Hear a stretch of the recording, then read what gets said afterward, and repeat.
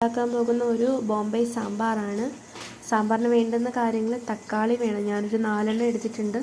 പിന്നെ കുറച്ച് കത്തിരിക്ക, ഒരു 2 സവാള എടുത്തിട്ടുണ്ട്, കുറച്ച് മല്ലിയില,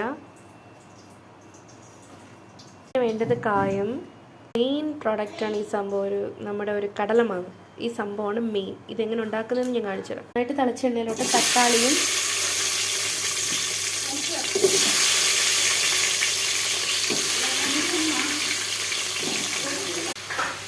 സവാളയും ഞാൻ ഇട്ടിട്ടുണ്ട്. തക്കാളി, സവാള, നമ്മുടെ കത്തിരിക്ക, ഇത്തിരി സാധനം ഇട്ടിട്ടുണ്ട്. നന്നായിട്ടൊന്ന് മിക്സ് ചെയ്ത് കൊടുക്കണം.